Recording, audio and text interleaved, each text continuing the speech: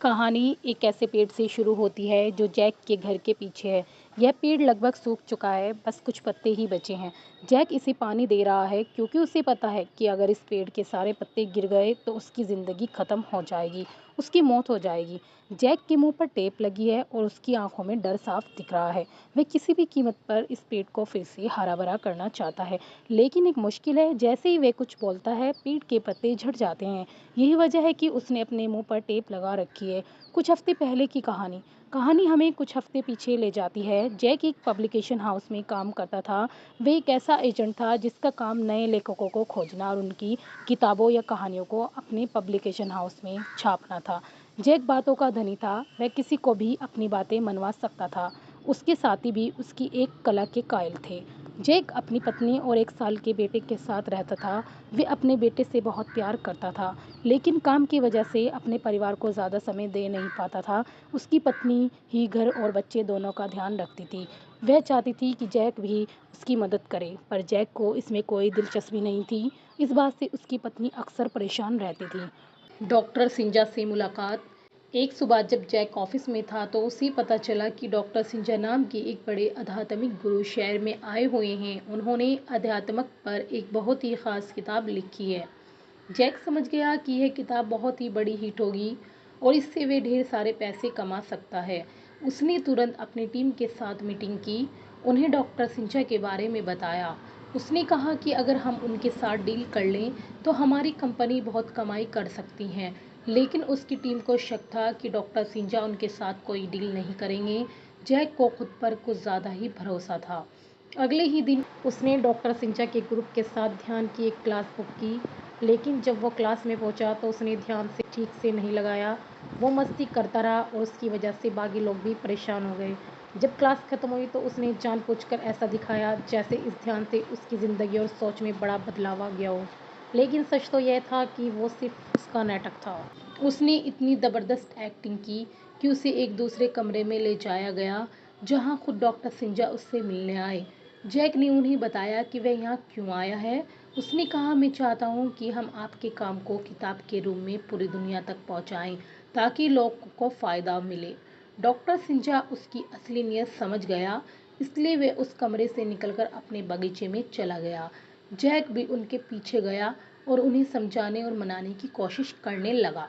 बगीचे में एक खास पेड़ था, बोधि वृक्ष। जब जैक ने उस पर हाथ लगाया तो उसे एक जोरदार झटका लगा और उसका खून पेड़ पर लग गया। लेकिन जैक ने इसकी परवाह नहीं की। वे लगातार कठपुतली की तरह डॉक्टर सिंजा को समझाता रहा। आखिर में डॉक्टर सिंजा उसकी बात मान गए। जैक को बहुत खुशी हुई। उसे लगा जैसे उसने कोई जंग जीत ली हो। इसलिए उसने अपनी पूरी दुनिया का शेड्यूल रद्द कर दिया और अपनी माँ से मिलने गया ताकि उन्हें अपनी कामयाबी के बारे में बता सके।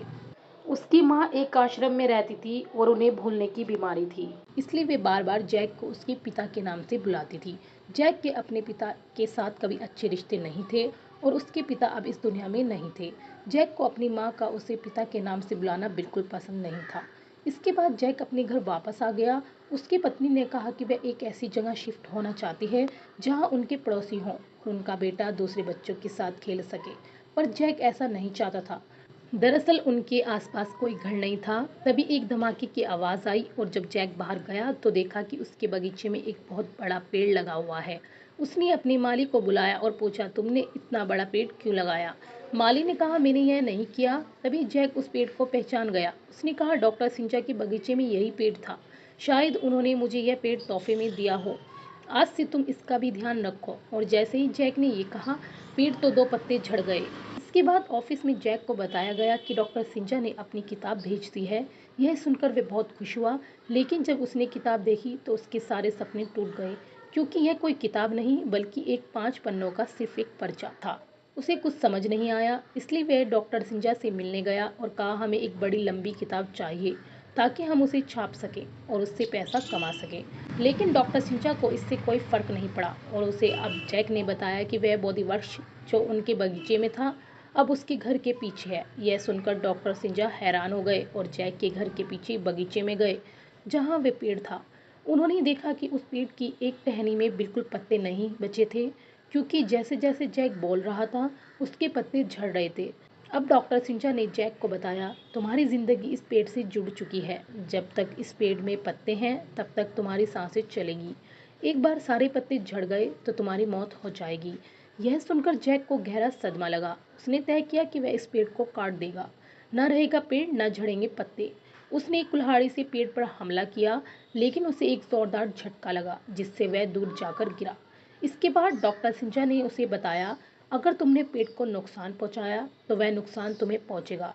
तुम्हें किसी भी कीमत पर इस पेड़ की रक्षा करनी होगी। इसके पत्तों को बचाना होगा और पेड़ के पत्ते तभी बचेंगे जब तुम बोलना बंद करोगे। पर इसके लिए मुझे बोलिविया जाना होगा जहाँ मेरे साथी रहते हैं। इसमें मुझे 3 दिन लगेंगे। यह कहकर डॉक्टर सिंजा वहाँ से चले गए। मुश्किल बढ़ती गई। रात को जैक को एक भयानक सपना आया जिससे वह डर कर उठ गया। इसके बाद उसने अपनी पत्नी के लिए एक नोट लिखा, क्योंकि अगर वह बोला तो पेड़ के पत्ते झड़ जाएंगे। पर उसे जल्दी ही एहसास हुआ कि जो कुछ वह लिख रहा है उससे भी पेड़ के पत्ते झड़ रहे हैं। इसके बाद वह ऑफिस के लिए निकल गया। वह एक कॉफ़ी शॉप में गया जहां वह कॉफ़ी ऑर्डर करना चाहता था, पर वह ना तो बोल सकता था और ना ही लिख सकता था, इसलिए उसे गलत कॉफ़ी मिली। जब वह सड़क पर था तब एक अंधे आदमी को बचाने के चक्कर में उसका एक्सीडेंट होते होते बचा।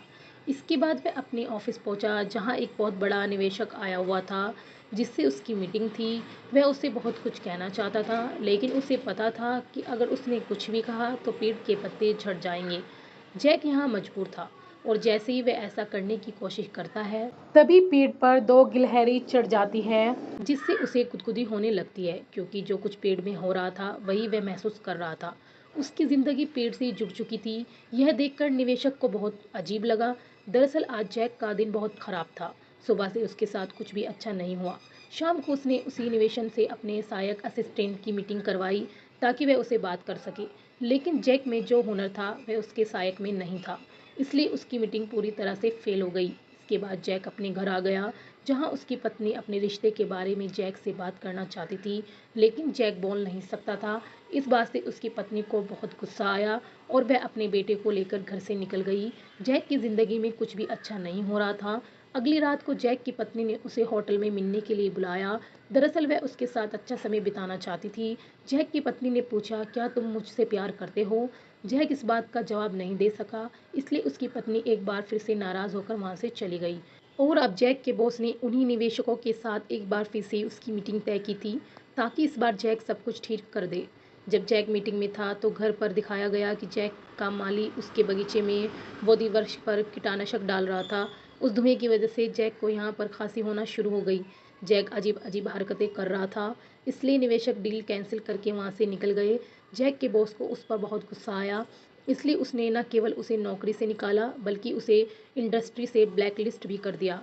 इसका मतलब यह था कि अब उसे कहीं और नौकरी नहीं मिल सकती थी।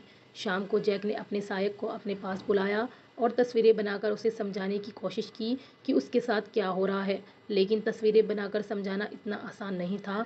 पर बार बार लगातार जब वह कोशिश करता रहा तो आखिरकार उसका सहायक समझ गया, पर उसे जैक की बातों पर यकीन नहीं हुआ।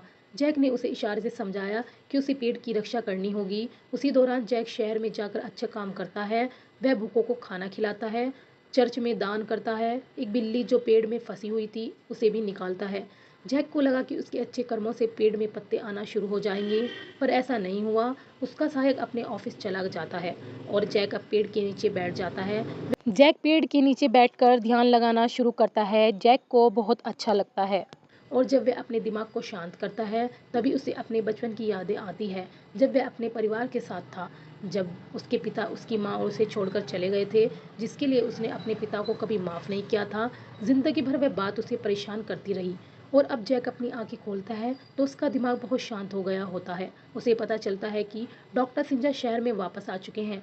वह उनसे मिलने जाता है जो उसे बताते हैं, मैंने तुम्हारी स्थिति के बारे में कई लोगों से बात की, लेकिन किसी को नहीं पता कि तुम्हारे साथ क्या हो रहा है। जैक इस बात से बहुत परेशान हो जाता है और अब डॉक्टर सिंजा उसे कहते हैं, तुम्हें अपने अंदर झांकना होगा। तुम हमेशा झूठ बोलते हो। तुमने अपनी पत्नी को कभी प्यार के 2 शब्द तक नहीं कहे। तुम्हारे आसपास ऐसे लोग हैं जो तुम्हें प्यार करते हैं, लेकिन तुम हमेशा अपने फायदे के लिए उनसे बात करते हो। जैक कहता है, मैं रोज अपनी पत्नी को 2 बार आई लव यू कहता हूँ। वे कहता है, वह सिर्फ शब्द हैं, उनमें कोई भावना नहीं है। तुम्हारे शब्द पेड़ के झड़े हुए पत्तों की तरह हैं जिनकी कोई कीमत नहीं है। तुम्हें अपने अंदर से झूठ, लालच सब खत्म करना चाहिए। हो सकता है इसके बाद तुम्हें कोई रास्ता दिख जाए। जैक अब बहुत ज़्यादा परेशान हो चुका था। वह बहुत शराब पीकर अपने घर आता था। दरअसल अब वह अपनी ज़िंदगी ख़त्म करना चाहता था, पर उसका सहायक वहाँ पर होता है जो उसे ऐसा करने से रोकता है और उसके मुंह पर टेप लगा देता है। वहीं बाहर हमें पेड़ को दिखाया जाता है जिसकी एक ही टहनी पर अब पत्ते बचे हैं और अगर यह पत्ते झड़ गए तो जैक की भी मौत हो जाएगी। अगली सुबह जब जैक की आंखें खुलती हैं तो वह बाहर जाता है और देखता है कि पेड़ पर अब कुछ ही पत्ते बचे हैं। वह समझ जाता है कि आज उसका आखिरी दिन है, इसलिए वह अपनी पत्नी के पास जाता है और कहता है, मैं तुमसे और अपने बेटे से बहुत प्यार करता हूँ। इसके बाद वह एक लेखक से मिलने जाता है जो जैक को पिछले कई महीनों से फॉलो कर रहा था। जैक ने उससे पहले कहीं वादे किए थे। वह उसके काम को 10,000 में खरीदने वाला था, पर शायद जैक ने उसे यह कहा था। उसका ऐसा इरादा नहीं था, पर अब जैक उसके काम को खरीद लेता है, जिससे उस लेखक को बहुत खुशी होती है। अब जैक समुद्र तट पर जाता है, जहाँ वह उन लोगों को देखता है जो अपनी ज़िंदगी खुशी से जी रहे होते हैं। वह वहाँ पर एक बूढ़ा जोड़ा भी होता है। वह इस उम्र में भी एक दूसरे से बहुत प्यार करते हैं। वह अपनी माँ से मिलने जाता है। उसकी माँ एक बार फिर से उसे उसके पिता के नाम से बुलाती है, जो सुनकर जैक को बहुत गुस्सा आता था। लेकिन अब वह गुस्सा नहीं करता, अपनी माँ की बातों को ध्यान से सुनता है। उसकी माँ कहती है, मुझे तुझ पर गर्व है। तुम एक कामयाब इंसान हो, पर तुमने अपने दिल में बहुत सारी नफरत भर रखी है। तुम्हें उसे निकालना होगा। मैं जानती हूँ कि तुम अपने पिता से प्यार नहीं करते, लेकिन तुम्हें उन्हें माफ़ करना होगा। तभी तुम अपने अंदर की नफरत को ख़त्म कर पाओगे और खुश रह पाओगे। जैक अपनी माँ की बातों को ध्यान से सुन रहा था। वह कुछ बोल नहीं सकता था, पर जाते हुए वह अपनी माँ को आई लव यू कहता है। और अब वह उस कब्रिस्तान में जाता है जहाँ उसके पिता को दफनाया गया था। पेड़ पर अब सिर्फ 3 पत्ते ही बचे थे। वह अपने पिता की कब्र के पास जाकर उनसे कहता है, मैंने आपको माफ़ कर दिया। और तभी वह तीनों पत्ते झड़ जाते हैं। जैक की छाती में बहुत दर्द होता है और वह वहीं पर गिर जाता है। कुछ देर के बाद उसे अपने फ़ोन की घंटी सुनाई देती है और जब वह फ़ोन उठाता है तो यह उसके सहायक का फ़ोन होता है, जो उसके घर के बगीचे में है। वह जैक को बताता है कि पेड़ पर सारे पत्ते फिर से आ गए हैं। पेड़ एक बार फिर से हरा भरा हो गया है। इसका मतलब यह है कि जो शराब था वह खत्म हो चुका है। अब हमें कुछ महीने बाद का समय दिखाया जाता है। डॉक्टर सिंजर जैक को अपने आश्रम बुलाते हैं और उसे बधाई देते हैं, क्योंकि उसने एक किताब लिखी है जिसका नाम है 1000 शब्द। यह उसकी खुद की कहानी है। उसने अपने और अपने पिता के रिश्तों के बारे में इस किताब में लिखा है। साथ ही अब वह पूरी तरह से बदल चुका है। वह अपने परिवार को समय देता है और अपनी ज़िंदगी में बहुत खुश है। उस पेड़ की वजह से वह समझ पाया कि ज़िंदगी कितनी अनमोल है। ज़िंदगी एक तोहफ़ा है, उसे खुश रहकर जीना चाहिए। तो यह थी इस फ़िल्म की पूरी कहानी। उम्मीद है ये कहानी आपको पसंद आई होगी।